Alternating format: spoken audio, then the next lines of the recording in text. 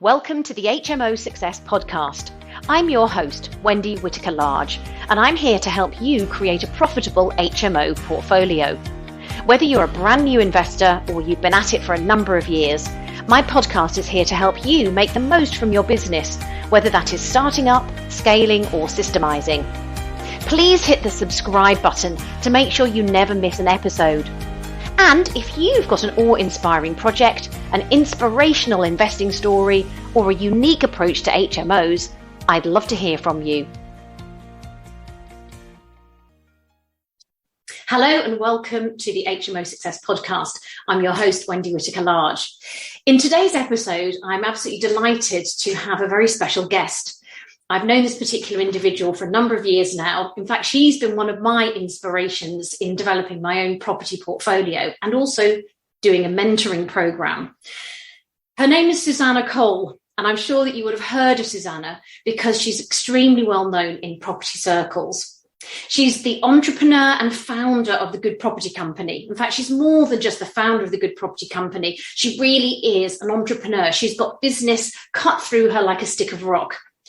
She helps folks to launch and grow their profitable property portfolio business through a step-by-step system, which she's developed over the years. She does flipping, deal packaging, property investing, and raising finance, all of this to enable people to achieve financial freedom. She launched the Good Property Company as a deal sourcing and JV flipping company and unbelievably sourced over 200 deals at a value of £45 million for an agreed price of £30 million. And the most amazing thing, she did this in less than 5 years. Her first 42 flips sold for £402,000 more than expected. And she has raised and fully paid back thousands of millions of pounds in private finance. Very impressive. Today, she helps property investors from startup to experienced through her Flagship Online 60-day Academies and other online property programs.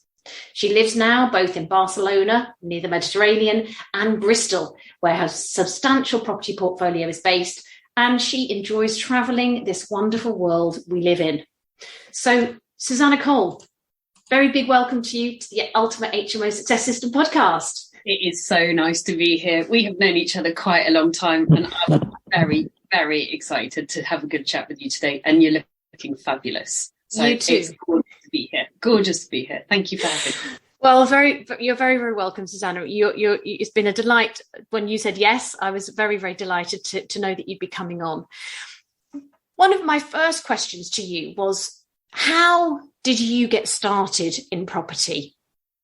Through some bumps. I think maybe you can resonate with that as well, where you have an idea, you have a plan, but you know there are some things in the way. And I think most people get started either from a push or a pull. So the lucky ones start with a vision board, and this is what I want to do, and I've got lots of money. The mere mortals among us start with, my current situation is not what I want my life to be. So you move away from that pain, don't you? And I had 2 little ones. I was head of household. So my month and my money, I think there was a £10 difference. So I had £10 a month to spend on myself, which was great, but maybe not quite what I wanted in life. And the most important was I was working corporate jobs. And so quite understandably from their point of view, they were taking their ounce of flesh. You know, so if I worked harder, they wanted more, and they were reasonably senior jobs. So whilst those were enjoyable experiences in so many ways, I just sat there thinking, I'm just on a treadmill. This is a machine. I'm just a piece of flesh, and I'm completely dispensable, as is everybody else, because it's a FTSE 100 job. So I'm not being negative about them, but I just recognized my place, which was an interchangeable human being. And that's not what I wanted, because I wasn't spending enough time with the kids. And that £10 a month wasn't very much fun. You know, there's no security in it, really, you know. So I started to look at models. And the model that I thought was really sensible, which your listeners are probably going to agree with, is property. You know, that rich dad, poor dad, employee, self-employed business owner, and asset owner. And I thought, well, as fast as I can get to being the asset owner, that's financial freedom. That's me living a life of choice. So it was thinking about, and also I love property and I love creativity and I, love all of that kind of stuff. So that was my thinking. And then I had about 18 months where I wrote business plan after business plan, didn't do anything at all, listened to speakers, read lots of books, and didn't take any action at all. And then finally I tipped over and started taking action. So lots of delays in my start. Very interesting listening to you, because you're clearly a very capable woman, independent-minded, focus-driven, obviously at that point a single parent as well, so you had that added responsibility. And yet there must be hundreds of thousands, millions of people like you, Susannah, who only have £10 left at the end of the month. Yeah. So your story really resonates, I think, with people who may well be in a corporate job or earning quite good money, but unfortunately just find the position where, as you say, they're in the rat race. They're constantly kind of fighting to keep up. Yes. And it seemed like your dissatisfaction with that lifestyle or that result at the end of the month was what spurred you into taking action. Yes, it was. And part of that was I bought a bit, I kept buying bigger and bigger houses for us because I was kind of raised that way, property, and we're British and everything. And part of it was being the head of household, that there was a fairly substantial cost of childcare while I worked. But yes, that dissatisfaction, I think it was both the money, but I've never been mainly financially driven. It was also the instability once you get to a certain level in a corporate system. Understandably, if you're not performing, you're really impactful, or if they take a change of strategy. And I saw our head of sales, I was director of a radio station, so, fairly sizable job. And I saw our head of sales, whose skill was amazing. I saw her job be removed. And at that point, I thought, she's extraordinarily good at her job. She simply wasn't a strategic fit anymore, or rather her job wasn't, not her skills. And so it really taught me a lesson that you can be really good at your job and you may well just be out of the strategy.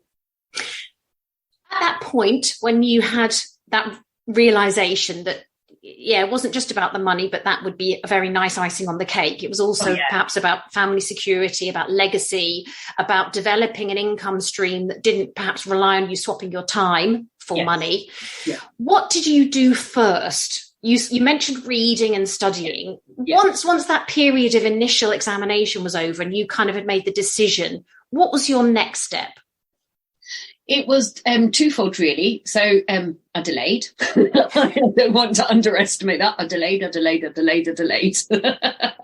I read some more and I wrote some more plans. I wanted it perfect. It isn't ever for perfect, folks, by the way. So don't delay. Don't waste your time. Always delay. I was a complete ninny. I then did a little bit of education, and I got myself a mentor. And I just felt that kind of backup, that confidence backup, was really helpful. And I just held my nose and jumped in and bought my first little tiny flat, like a little one-bed flat with a tiny little kitchen in the living room for it was worth 120, and I bought it for 80 grand, which of course is a perfect and then I painted it myself, and I watched the drug deals happening outside the back window, because it wasn't in an amazing area, although the area came up really quickly.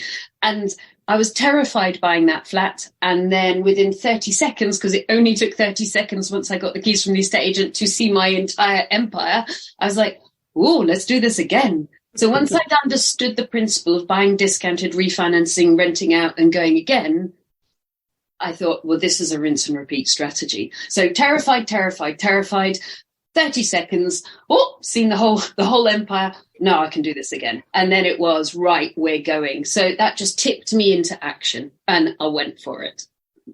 Fantastic. Is this still a strategy that you use today? Yes, it is. And it took me, you'll be appalled at me, my very first HMO. So I very much believe that you create good quality relationships with estate agents. I'm generally a person that does what she says on the tin, woman of her word. And one of my very main embarrassments was I actually withdrew early on from buying an HMO. And I'm hugely embarrassed by that, because it's not my preferred behavior. It's not who I want to be. It's not who I normally am. I was just too scared. So I'm so sorry, Wendy, but I was terrified in the early days. And I withdrew from this HMO, which was another ninny move. But it took me, I think my 7th property was an HMO. And after that, I switched entirely to HMOs because it was so blooming obvious. Yes, absolutely. But I think that just the same as you, I was the same. I think I had 5 single buy-to-lets before I moved into HMOs. And although I know lots of people want to jump straight into HMOs, it's actually incredibly useful, I think, to have had a bit of experience in ordinary, what we might call vanilla buy-to-lets. Because, you know, you learn the language of tenancies, you learn the language of property, you learn the language of transactions, you become familiar with, you know, who you should use, who's the good solicitor, who's going to actually transact for you fast and keep you up to date with the process of the transaction.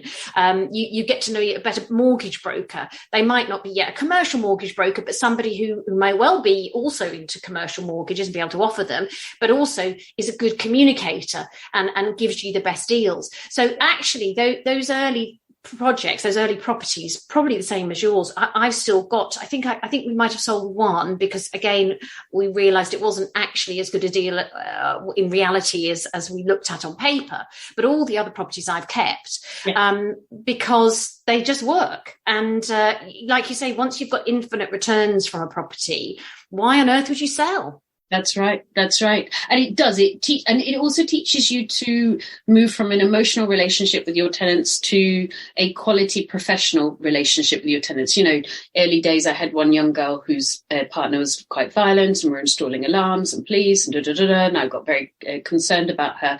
Whereas these days I would signpost, but keep it very professional. So yeah, you just learn your repeatable good quality behavior, don't you? Yeah. Well, I love also the fact that you treat this as a business, that you quite quickly saw that you could scale it. You could do it again and again and again using the same principles, perhaps with, you know, different types of property and in different ways. But it was always about adding value to be able to extract funds, to be able to then rinse and repeat. Yes. Particularly because of that background where cash flow was so tight that and I had sole responsibility. So if I made a mess of the money, you know, the ship fell over. So and I ended up doing 2 different types of HMOs. I started with professional HMOs and then I switched to student HMOs. So it's really interesting the difference. Absolutely. Yeah, we might come back to that one. That's a very good point for people considering it. It's worth recognizing they are quite different beasts. They are with pluses and minuses. Yes. So Susannah, you had 2 young children when you first started to toy with the idea of using property as a way to change your life. But I'm sure there must have been other influences in your life prior to that had given you this drive, this inclination to be an entrepreneur, this mindset of being an entrepreneur. Who were those people?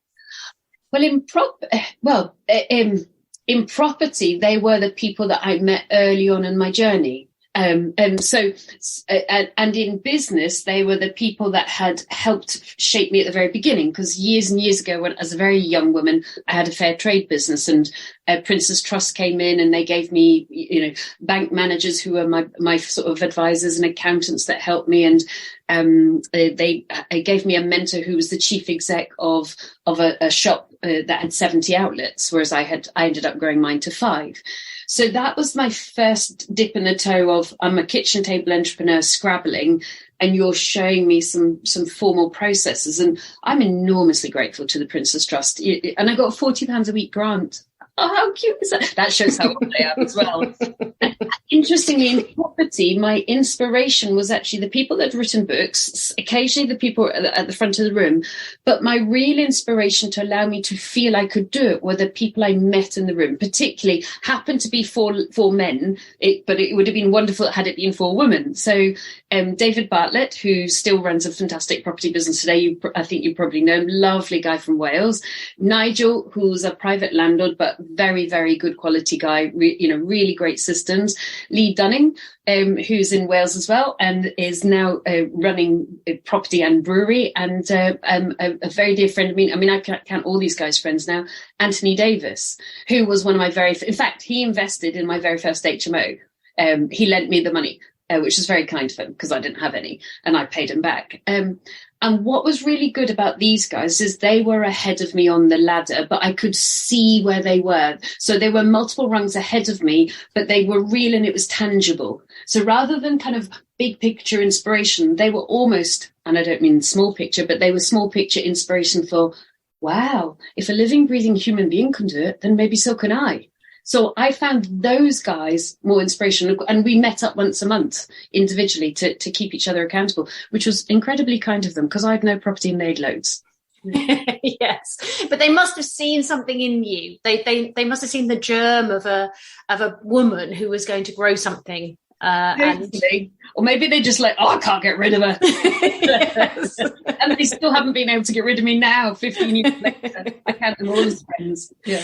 And I think that's so true because many of us, I think, feel that we've got to be big, property entrepreneurs or property business owners to be able to offer anything to our people who follow us, and we might have a tribe of people who like what we're doing and they're inspired by what we're doing, and we want to have this multi-million pound property business. But I think it's definitely worth remembering that who you relate to, who you can relate to, is often somebody who's actually just a couple of steps ahead of you. They don't have to be, multi-millionaire property business owner. All these guys were by that point anyway, although they were all very humble, actually. And so they were very open book about their businesses, which was incredibly kind. And then do you remember when I came on your day and you combined property and well-being? And that's a really interesting way of thinking, because I sort of, having had these four guys, it was quite a masculine way of doing things. And here we're opening up the more feminine way of doing things. And now I'm very much that way. I have a very easy life, very at ease. Everything is very smooth. So it was kind of introducing more culture in. So I loved that day that we did together as well. Yes, we had a great day, didn't we? Because I brought my yoga teacher along. Yes. She did a yoga session, didn't she, in the afternoon? Yeah. Yeah. When would you have ever seen that on a property training program? Yeah, but it's really saying this is a whole life. This is really important, that health and life is important too. Absolutely. Also, I think that's important because property works when you're in it for the long game. Yes. So I think for me, I've always felt that health and well-being are absolutely crucial to being a leader, a property entrepreneur, a business owner. If I haven't got my health, I haven't got any of those things. Yeah. So vital. Let me ask you, Susannah, what do you least like about property? This won't surprise you if I say the changing legislative landscape. So you get yourself sorted, you're completely compliant, tick tock, tick, and then the government pulls the rug from under your feet. However, I don't spend much time moaning about it. I do think things like Section 24 are entirely unfair. And I also think it's very foolish on the government's behalf, because what they're doing is they're moving landlords out of the industry. And so, frankly, as a result, if any of my properties come up for rent, and my properties are top quartile, my letting agent has a waiting list and people are bidding on those properties because of the scarcity of good quality properties, because the legislation is taking old school landlords out of the industry.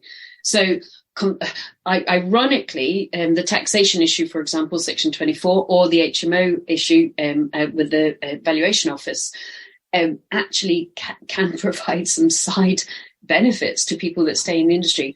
But it frustrates me, but I just decide to try and turn it around and say, okay, how can I benefit from this? What can I do? So for me, I looked very seriously at Section 24, moving, because I have most of my properties in my personal name, millions and millions of pounds worth. Not all of them are paid off. So there's millions of pounds worth of property mortgages, so hundreds of thousands of pounds worth of interest that's not tax deductible aside the basic 20%. And I said, well, what am I going to do here? So for me, I'm paying those properties off. So it really, annoyingly, just when I thought I could rest and chill, it gave me extra impetus to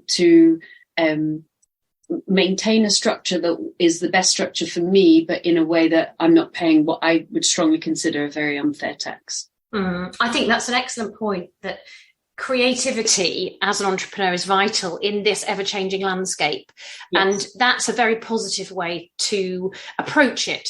And your creativity has obviously allowed you to, again, stand back, treat it as a business, not to get too upset about it, say, right, what can I do to make that change? Yes. But as you would know, probably I would concur very, very strongly with what you're saying. But I'm not going to deviate into that cesspool of Maya on this podcast. Well, I had, as you know, I'm a very practical person, let's get on and do it. But I had a recent example. I was in Thailand. I've been in Thailand for 6 weeks. And I was flying home with BA, and it's not their fault, but they lost my ticket. And I had to take multiple calls to get it sorted. And I looked at myself and I said, Susannah, you are not going to get upset about this. You're not going to go into I can't believe they just did that. And you're actually going to enjoy every minute of this. So I had, for my last day of my 6-week holiday, I was taking afternoon tea at the Mandarin Orient Hotel in Bangkok, because why would you not? Yes. And my adorable sister, she was a little bit worried about my flight. So she and I did a video call, and then I phoned BA and eventually it got sorted. And I thought, well, I'm in one of the most amazing hotels in the world sorting out a business class flight. It's fine. And actually what it showed me was I then had no hangover of irritation, because these things happen in businesses. It's going to happen to be, so it really showed me not to get hooked on the problem, but to go, well, what are we going to do about this? And actually, it's like drinking poison and hoping somebody else dies. You end up feeling a bit irritated. What's the point? You're wasting your energy. Yeah, that's a great way to look at it. I don't always look at it that way. Most of the time, some of the time. Let's talk about HMOs. Yes. So you got into HMOs reasonably early on because you could see the difference in cash flow. Yes. Having had a lot of experience, probably over a decade's worth of experience now in HMOs, how do you feel about HMOs now? Like this, they're fantastic. They're fantastic for so many ways. If you think about for the tenant, depends which style. I used to have professional HMOs and now I have student HMOs. So I switched the entire portfolio over. Luckily for me, just before the energy prices went up, so I don't pay any bills anymore. But when I was doing professional HMOs, it gave somebody a very smooth in, smooth out. Furniture's provided, bills are all paid for. You may or may not paying for cleaning, a ready-made community if you're coming to a city, and it was interesting to measure. My average stay time was 10 months. So there was a lot of work in moving people in and out, because then they would find their community or, settle in a 1-bed or a 2-bed flat. They found their place. And they were very, very profitable. I was almost always full. I mean, a 2 or a 3 day vacancy at any one point was an absolute shock. I mean, it just almost never happened. And I decided to have a lot of en-suites, so kind of a nice hotel experience, and keep my properties very well maintained. I mean, as much as I could, every now and again you get something you're like, whoa, quick, but generally, repaint and all of that stuff. And then I switched the model to students, and I like this model. Now I'm in Bristol, 2 big universities, loads of colleges. So my students move in and out in June, July and August, and we get them agreed in October, November, December, January. So way 6 months ahead, all parental guarantors. If they can't provide a guarantor who owns a house, then they pay for the year up front. So they're locked and loaded. And this year we thought, well, not that we needed the cash, but actually we just don't even want to do the admin. So this year, why don't we get them to pay quarterly instead of paying monthly? And that was actually inspired by some of my students who emailed in and said, I'm getting my student grant. Can I pay you for the next 4 months? Which I thought was very mature of them, actually. And that actually is interesting, because that's exactly what I used to do when I had a student HMO. I would get them to pay at the beginning of the term. So they'd pay 3 termly instalments. Yes. And then you've just got one set of payments to reconcile. Saves you time, doesn't it? It saves you time. So it's less about give me the cash up front, let's just save time. So I like both models. I think I probably these days prefer the student model. And interestingly, the prices are even higher than the professional model. So I'm making more money and I no longer pay any bills. So it's a good model for me. Yeah. It sounds great. Yeah, I like the security of it. But I outsource, sorry to jump, sorry, I've actually finally handed over not all, but a part of my portfolio to a letting agent, so they do all the work. Well, I was going to talk to you about systems, because one of the things that I notice about you, Susannah, is that not only are you looking for great deals in terms of the cash you can make on a property, you also see the benefit in having a systemized business that allows you to spend as little money as possible on running it, so that what you're doing is maximizing the income. And that's always been one of our maxims as well. You probably know I also have a 5-step system, and my 5th step is future proofing, and it's all about that systemization, so that you don't then suddenly turn from being a property investor and developer into being a property manager. I can't imagine anything worse. About light bulbs, or you left a little bit of a mess and therefore cleaners had to go in and we've had to deduct whatever. Not interested. No.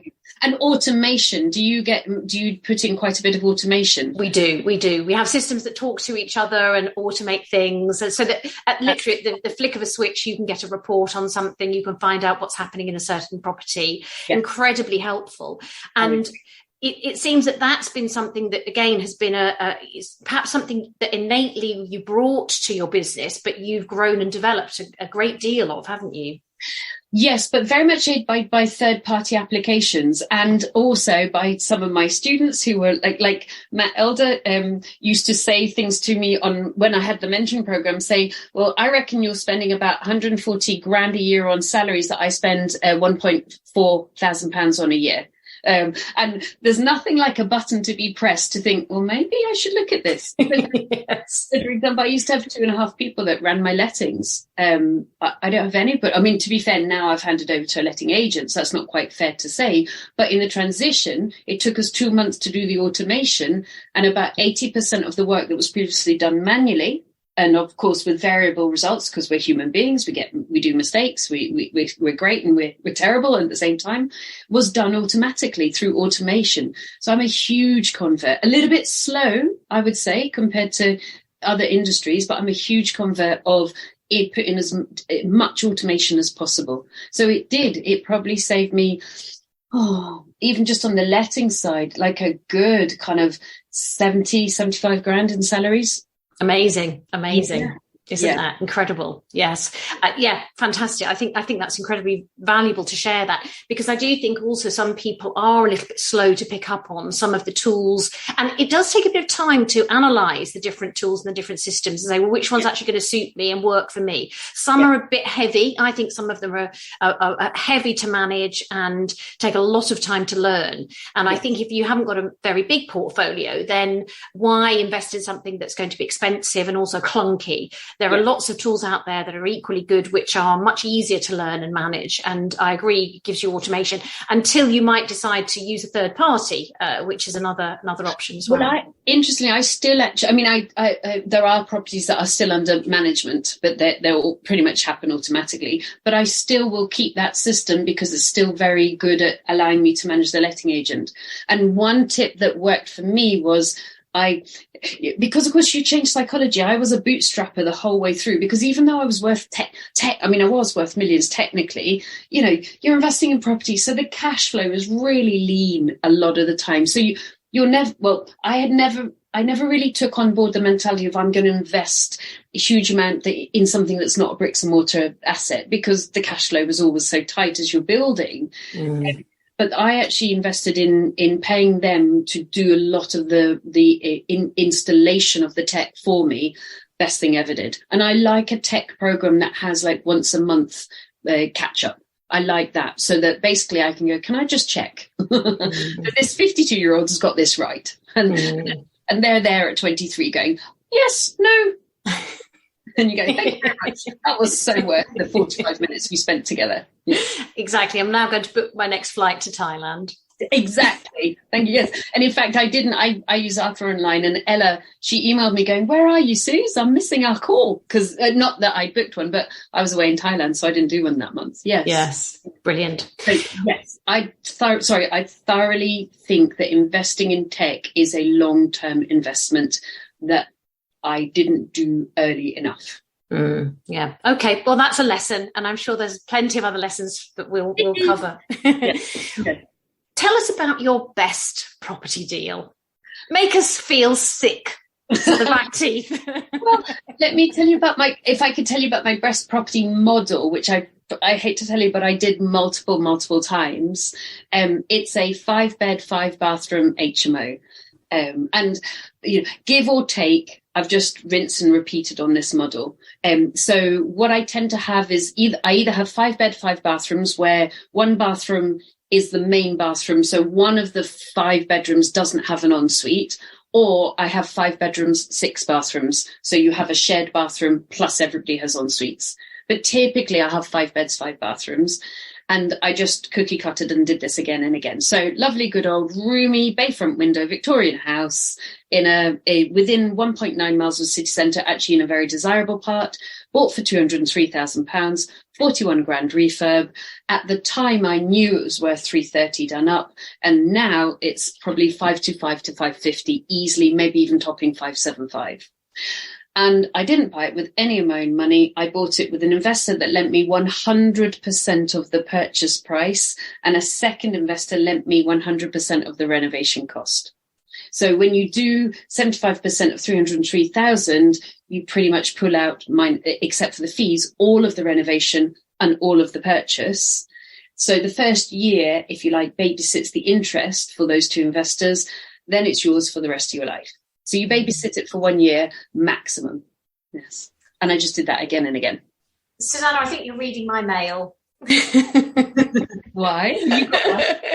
Many. Absolutely. Exactly the same. Some, actually, we did 6 beds, many 5 beds. Yes. Probably, actually, it's so interesting, isn't it, to consider? And I often speak to people about the model of property, the actual property design in their area or where they're looking to invest, because up and down the country we have streets and streets of these Victorian terrace properties. Yeah. And I can, in my mind, I've been to Bristol a few times. I can imagine the type of properties that you're describing. And up here in the northwest, I invest in Crewe and Stoke-on-Trent. Again, a big railway town. So in the Victorian era, when they were building the railways, they built many streets of these terrace properties with bay windows. Don't look very big from the outside, but you step inside and you realise, woo, these properties go way back, and they've got spacious bedrooms, and they've got lots of lovely features and high ceilings and all these fantastic things that you can tick the box thinking, brilliant, I can put it en suite because I can drop the ceiling, I can put the drainage in. All the practical things that you need to cover are covered when you buy those kind of properties. Yes. And in Bristol you've got that kind of ability to do it because you've got enough provision of those types of properties, haven't you? Yeah. Yes, we have. And so it's a rinse and repeat model where the en-suites are like Lego. They go on top of each other. And ideally, if you've got 4 rooms, 2 and 2, then they go beside each other and on top of each other. Then you only need to worry about the plumbing on one other room. And maybe it's near the bathroom anyway. Absolutely. Fantastic HMO model. I think it's absolutely brilliant. And you clearly, cornered the market in that one. One of the areas that I often end up talking to my students about is managing builders. Yes. Can you give some tips to the listeners who might be enamoured with the model, but actually less enamoured with the practical outworking of doing this when working with a builder? What tips can you give us about that? First is its numbers. For every good builder you're probably going to get 100 names. So just know that recruitment is 100 down to 1. Second, for me, and I don't know what your builders are like, the type of builder I typically got best outcomes from was, and it was so far it's always been men, so I'll just call it a man, a young lad who was probably 27 to 32, had done a really good quality apprenticeship with a good quality builder, have come out from underneath that builder and was starting out their own firm. So they're within a year or 2 of starting.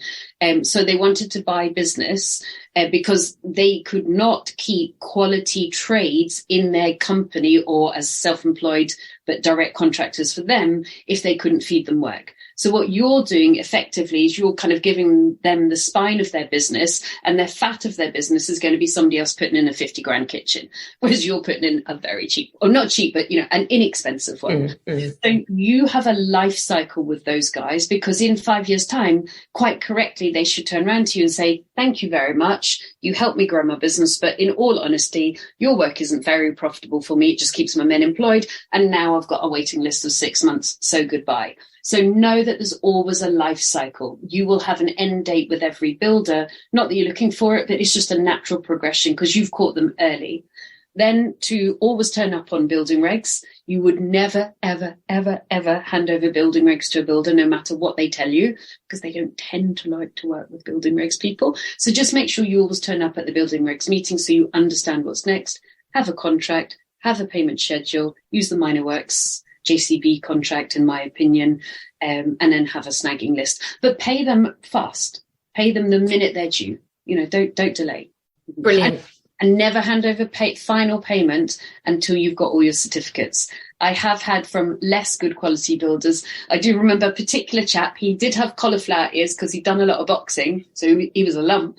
And I remember him coming into my office, and he kept saying to me, it's in the post, it's in the post. I was like, absolutely, because I am as honest as the day's long, but I am not paying the final part as per contract until it's in my hand. Because once you've paid them, then and I do remember him coming in and handing it to my bookkeeper and then watching her as she made payments. I didn't work with him again because I didn't like that kind of vibe, but that's a good description of really what you should be doing. I'm paying you the final part until I get my certificates. That's a great tip. That's great. And I think you have got to learn to be resilient and to be tough and to be assertive, because otherwise people will take advantage. Yes. You are not the path of least resistance. You are not the pathway by which water is flowing downhill sometimes. He wanted paying. I wanted to pay him. I wanted my certificates. On that point, Susannah, over your years in investing in property, and you've worked with many different people, some who are more successful than others, whatever success ultimately means, it's a personal definition of that, isn't it? What do you think are some of the personal traits that help somebody to be successful in whatever way they design that to be in property?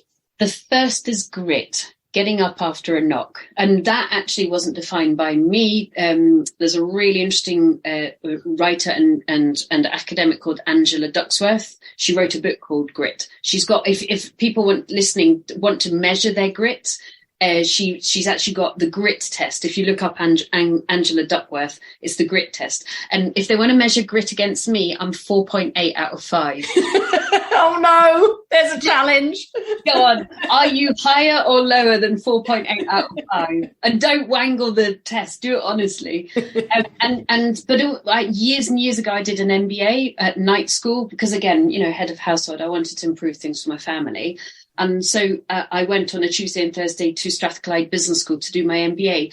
And the number one thing I recall from my entire MBA was that they'd done academic research on what is the key skill a person needs, is it sales, finance, or whatever, to be successful in whatever business. And they concluded, get up after a knock. That was the ability to bounce back and get Amazing. Up after it's difficult. So I think grit first. And then the second thing, which sounds a bit of a cliche, but and might make somebody think, oh, I don't like that, is actually community. Now, I don't mean, everybody loving and hugging and, high-fiving each other. I've had very extrovert students who go and create great big communities and, programs of their own, and it's amazing to watch. And I've had very introverted students who are much happier sitting in a darkened room going over their spreadsheets and processes, but they still connect with key people. So what that means for them is, A, they're able to encourage each other when it's going well and going tough, and B, they can reach out for solutions outside of their own sphere to somebody else who's probably at a similar stage and maybe just collected, like Venn diagrams, got a little bit more information, a little bit more knowledge. So whether you're an introvert or an extrovert, to have a key community that you catch up with on a regular basis, I think it's really important. Whether you buy into it with a mastermind or a mentoring program like yours, or, I've got the Academies, or whether you make it yourself. So going back to who inspired me, those 4 men, they were my community in the early days. I was a bit wide-eyed and they were like, yeah. And I was like, whoa, really? Yes. So I do think it's that kind of physical embodiment of somebody else who's done it, who can solve problems, and occasionally who can save your bacon. Now, I have paid back every penny of private finance and I borrowed millions. However, I had 2 very, not serious to the point of bankruptcy or anything like that, but nonetheless, I would term serious problems, i.e. I couldn't pay something back on time. And both times I launched, if launch is the word, hashtag save Susie's bacon. Very short-term, quiet fundraising campaigns to my mates, with obviously legals and everything, and it was, help! The assets are there, the cash flow is not. I've overtraded, I'm an idiot. And that community, one of these guys, I was like, Anthony, I'm screwed. And he just gave me 30 grand immediately, which I paid back very, very quickly. So not just to lean on them for cash, but that's a really good financial explanation of what they can do in other ways, and you can do for them too. Well, I think also the other thing, if you're new to raising finance, if you haven't done it before, when you're already on the outside and you see other people, you hear stories like yours, it seems like it's impossible. It seems like it's alchemy. It's a magic trick. And actually, there is something about the alchemist, about being able to raise finance, I think, because what you're doing is you're adding value to somebody else's life and they're trusting you, and to a certain degree you're trusting them, and there's an awful lot of kind of subconscious bonds that are created in that transaction. And yet once you've done it once or twice, you grow your confidence, don't you? And tell us about when you first started having to do this. Susannah, when you'd run out of your own money, which was very early. Very early. How did you start to raise money from other people? And did you feel that sort of change when you began to be able to do it and realize that you could do this too? As soon as I bought that first one, bought for 80,000, worth 120, with a very quick, turnaround, I realized that this was a fundraising vehicle as well as a mortgage vehicle. And part of that was my last job I was marketing director of the SS Great Britain in Bristol. And when I got given the job, I applied for the marketing job. I also, somewhat unexpectedly, got given managing the fundraising department. And there was an amazing woman in there called Vanessa, who was much more skilled at fundraising than me. In fact, I proposed that she become a director of fundraising because it was silly me just repeating what she told me in meetings. She should come to the board, and she did.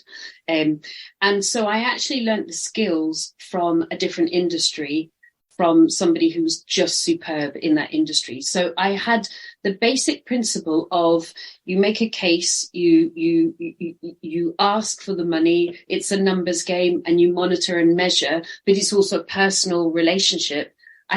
Obviously, for fundraising for a charity, they don't give the money back, but with high net worth individuals. So I could see that it was a possibility to transfer to property if you could refinance and rent out and pull all the cash back out. So very quickly, I think my first joint venture was about my 4th property. And my 3rd property, I fully funded through a private finance. Because I pulled the cash out that first little one, bought a second one at auction, then the 3rd one was fully funded private finance, and the 4th one was a joint venture. Amazing. And then the 5th one was fully funded private finance, and then we went on that way. Yeah. But I think, sorry, jumping in, but I do think a person should only do it if they're super nervous. Like if you've got the minute the person writes the check, your voice can't speak because your nerves have constricted your throat because you're so paranoid about their cash. Yes. Thank you very much. I'm officially terrified, because the responsibility. And I never took more than 20% of anybody's fund. Again, I would have loved to, but what if I'd made so mistakes to the point that the money had been lost, which is of course a possibility. That responsibility was too big for me. I think the way that you describe that shows you've got incredible integrity, Susannah, which I think that the property industry as a whole often lacks, certainly on a an outward facing level. There's many people doing what you've described with integrity, but perhaps they're not singing and dancing about it. And so people don't see that this is the way that a good property investor grows their business, is by doing it with integrity, with trust, with get out clauses, with contracts, with paperwork to back it up, with security, keeping to the FCA regulations, etc. That's the way to actually build up a group. And actually, in my experience, you don't need a lot of people. If you've got a handful of high net worth friends, you can build as big a property portfolio as you want. Yes. It's all down to your own desire, because once you've got that group of people, I had a phone call from a friend just over a year ago who, in fact, no, it was probably about 8 months ago. And her mother had some money in savings that wasn't giving her a very good return, because this was before interest rates started to go up. Yeah. Although even now, compared to what we give her, she still wasn't getting a very good return. And she said, I want you to borrow the money, Wendy. I want you to take the money. Yes. Now, at that point, I didn't really have a project I could put the money into. But she insisted, I want you to have this money because I know that you will find a home for it. You'll give us a good return. Yeah. So I thought, well, this gives me impetus to go out and find something. So I went out and found an auction property, and using the finance from this particular individual, we bought the auction property. It's now worth 100% more than it was when we bought it. It's exactly doubled in value. By doing very little to it. It was just an absolute steal at the time. Yes. Carried on giving my friend's mother her interest, because she does not want the money back. She wants the interest payment. But the great thing is we could use that time and time and time again for other projects. Exactly. Now, how many of those, if you're working full time or part time, or you've got children, or you've got the time you have in a week is not endless. You've got to pick and choose how you make your money grow in the most efficient use of your time. So having a tap, if you had 10 taps, you'd be overwhelmed. Yes. And I've often said to Andy, 2 or 3 taps is all we need. And sometimes we've got to turn those taps off because we actually don't want any more outside finance. But people don't always kind of get that. But it's what happens, isn't it? Yeah. And once a person trusts you, I always paid interest on a monthly basis, which was a standing order. One of my investors once said, "Oh, Suze, you're so good. None of the other people had any money to pay me on time." And I was thinking, it's a standing order. Yes. It's actually not me. But once the person trusts you, very rarely do they pull their cash back out. Very rarely. And a small tip, because people in property tend to overpay interest, at least, I did at the beginning as well. And so I would do year contracts, and 6 months in, I would say, look, in 6 months' time, because I've bought a lot more property, and I would show them the properties and show them the spreadsheets, I'm less of a risk. So I'm reducing down from, say, 12% to 10% to 8% to 6%. But I gave them 6 months to choose. And I say, do you want a month to think about it? And maybe we could catch up in a month. So they're not feeling their arms. So it reduced the cost to me. Nobody pulled their money back out. I wasn't messing them around. They were still being paid way more than the interest rates. And it was true. As I became safer, quite correctly, their risk reduced, and therefore their reward just gently reduced as well. So it saved me a lot of money. Nice. I like that. I'm going to be phoning my friend's mother straight after this recording. Sorry.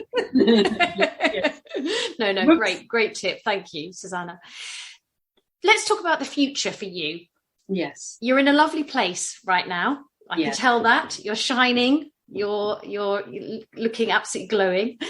What do the next 5 years look like to you? Where would you like them to be? What would you like to do? So I think I'm in stage 2 of what I would think is a 3-stage process. I'm a little tiny bit in stage 3, but mainly in stage 2. So stage 1 is acquisition. Stage 2 is paying down. And then stage 3 is paying for things with cash. So I've paid down multiple properties. I've paid for properties with cash. Now, some of your listeners are going to be throwing their hands up in horror, saying that's a terrible return on capital employed. And I'll go, oh no, but it's great. It's so secure. And I'm a little rebel. I am incredibly grateful to the banks, but also I don't like paying them. So really for me, it's to continue stage 2, which is paying down more properties and then buying more properties with cash, because I don't want any funding in the end. I don't want, I do 5-year fixed mortgages. I don't want any faff and hassle for having to refinance. I don't want to have to pay, significant XYZs, fees and blah, blah, blah. I want to be entirely free manning my own ship. And I'll be living half in Barcelona, half in Bristol, traveling the world, which is kind of what I've been starting to do anyway, because I own houses in both places. By this stage, your children are independent of you, I take it? They are. Does anyone else have 20 children who definitely think and probably feel and definitely know that they know best? I'm at that stage. So we had no rebellion at all as teenagers, and we're having a little bit now. So yeah, my children are thoroughly independent right now. My mum's a ninny.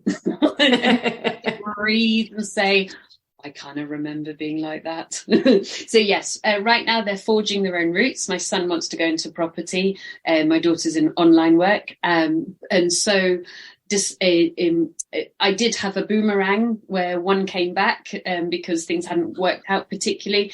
And I do anticipate once they have found their footing very strongly, very much helping them with property. But right now they definitely know best. Yes, absolutely. I think genuinely they need to learn some good life lessons, and my son said to me, Mum, I was born with a silver spoon in my mouth. Now, I actually spat my tea out in surprise, because he doesn't remember from the age of 10 to the age of 20 the deep struggle his mum went through. He doesn't remember the cash flow issues. He just knows that mum's a multimillionaire with lots of properties, and he's worked for me every summer throughout his college. And then he renovated my flat in Barcelona. And so there's a risk actually for those lovely young people that they've got to learn their own skills as well. So I'm stepping back and I'm breathing. Well, that's wonderful. You can almost say your job is done. I think I'm going to come in with some deposits, but once they've just kind of practiced life on their own a little bit more first. And then I hope that they would ask me to come in with deposits. But once they've had that practice of being skint and having to get a second job and, all of that stuff. Which, let's face it, was the pain that you faced that actually launched your career in property. And had you not had that pain, would you be where you are today? No, I'd have been sat very contented watching more television.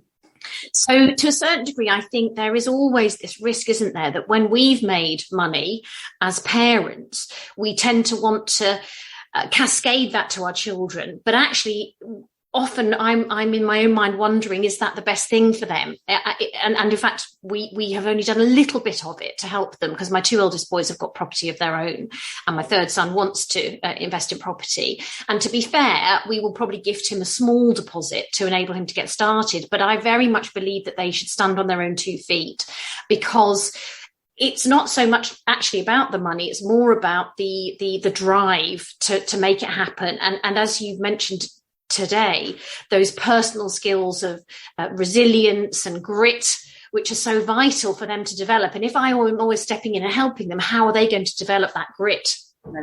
That's right. But for the last 6 months, he and I have, until a few months ago, we were doing weekly mum mentoring calls where he was going through my program online and he was asking me questions. And I'm really happy to transfer what you might call technical professional knowledge and be a sounding board. So I struggle with this because, of course, they're my babies and I want to look after them. But the best way I can look after them is to allow them to look after themselves. So you're in the next few years, Susannah, you've got a whole range of assets. You've got property assets, you've got family assets, you've got relationship assets, and you've got your own health and your own well-being as an asset as well, which is a big part of your life as well. I know that you take it very seriously. Interestingly, about paying down the mortgage on your properties, I've had a number of conversations with people who are doing exactly the same as you. Partly as a reaction to Section 24, but also partly because leverage is effective when you can utilize it to grow your business, and when you can utilize it to, if you like, secure those assets. Yeah. But I think probably in every property investor's kind of own life cycle, there comes a point where you think, actually, I don't want the risk of, for example, interest rates. I don't need an excessive amount of property. You know, if I can make £20,000 or £30,000 a month from my property portfolio, you know, how much can a girl really spend? Well, I know that probably I can all spend more than we get. And I went to the top tailor and had an entire new wardrobe, so I could answer that. Yes. With 9 cashmere coats and about 30 or 40 silk garments that were all tailored. So quite a lot. But nonetheless, I hear you and I'm with you. Yes. Yes. And because I had those health issues, every 3 months when I got scans that were good, I bought another piece of gold jewellery, which, to be fair, you know, we go back to the girl that only had £10 a month. I didn't do any of that stuff, but I was holding on to it like the way the Egyptians or the Romans did. It was my talisman. You know, it was the thing that got me through the MRIs was I've decided what I'm going to get next. But yes, no, I am with you. I am with you. For me, I'm good quality portfolio, but fundamentally a lifestyle rather than an empire builder. I salute the energy. You know, I've got great friends who are empire builders, and I love their energy and I love their dynamism, and we have great conversations. I just came back from a 6.5 week trip around in Thailand where I just noodled around and enjoyed myself. You know, I'm off to my home in Barcelona. Life is very important to me. But that doesn't mean to say, I mean, I'm going to run a whole series of flips to bring in more revenue. I'm going to be the funding partner of a whole series of joint ventures. My property profits pay down my houses. I'm moving into commercial. So I'm not stopping, but I'm not running out the gate doing 200 deals in 4.5 years now, because I'm at the next stage. Fantastic. That's something for us all to aim for. We'll be watching you closely, Susannah. Right. Mainly on the beach. Yeah. Sorry. Great for your Instagram feed. Well, do you know what it was? I woke up just before COVID. I was in Barcelona where my son lived at the time. We'd had a beautiful time celebrating my birthday. The Monday was my birthday, and he had gone to work. And I had a gorgeous time with him. So I was very happy. But I was a bit like, oh, I'm on my own. It's my birthday. And I'd always written in my plan, because I've always had a written plan. It's always been very visual for me. I'd always said a flat in Barcelona. And so I just went, I'm going to buy myself a flat in Barcelona. But you know, when you just talk nonsense to yourself, you're daring yourself and you didn't really mean it. And then the second stage, and I went found the perfect flat for me because my son had already told me which area. And I was like, okay, I'll buy it. And then you're like, whoops. It happened. So I think plans are great because they're there, and then you slowly realise, oh, it was part of the plan, and actually it's been part of my plan for 10 years, but I was just sort of, I'll do that. What a great feeling of freedom. And bought it cash. With what? With money I made from property. You know, so yeah, property works. Yeah, amazing. Well, Susannah, it's been absolutely fantastic. This podcast could go on for another 2 hours, but I'm conscious of your time. And I'm conscious of our listeners as well. Yes, that's very true. Sorry, folks. No, it's great. Absolutely great. Fantastic quality and lots of amazing content. Can you distill, probably not very easily, but just try, could you distill perhaps 5 tips that you might give to aspiring property investors, perhaps people who are listening to this podcast because they're toying with HMOs, or maybe they've started to invest in HMOs. What are your top 5 tips, Susannah? I got 5 practicals and 3 mindsets, but I'll distill them very quickly. So on the practicals, I'm a practical girl. I'm like, get it done, is write your plan. Definitely get help, from somebody ahead of you. Understand the metrics that you need to measure. Number 4 is measure and then improve. So that's basically plan, do, review with some help. And constantly just beat that, be on that. And then on the kind of more mindset is, as I did with David and Nigel and Anthony and Lee, get to know people who are ahead of you, but a few, or I felt there were many rungs ahead of me at the time, but get to know real life human people who breathe and drink tea, who are ahead of you. And you think, oh, they can do it. Know why you're doing it, and then have your plan be visible. So that flat in Barcelona, actually, it had been written on my plan for 10 years. So that was more the mindset. So there you go, 8. Wonderful, wonderful. Well, you can have 8. Yeah, I'll give you 8, Susannah, because you're so wonderful. And actually, those are all incredibly good tips for somebody. And really keep doing that. Those are tips for life. However new you are, however experienced you are, those can work for the rest of your life. So that's amazing. I agree. Listen, Susannah Cole, it's been an absolute pleasure to have you on today. Thank you so much for your words of wisdom, your openness, your vulnerability, touching on many different parts of your life, sharing yourself as an entrepreneur, businesswoman, and also a mother. It's been an absolute delight to have you. Thank you so much for being on the HMO Success Podcast. Thank you very much for having me. It's been a real pleasure. We couldn't we? We could. Yes. Thank you for listening to the HMO Success Podcast. If you'd like to know more about how you can create a profitable HMO business, please visit our website, hmosuccess.co.uk, to find out more. We have plenty of free tools and information for you there, and also on our Facebook group, The Ultimate HMO Success System. We look forward to connecting with you very soon. Thanks for listening.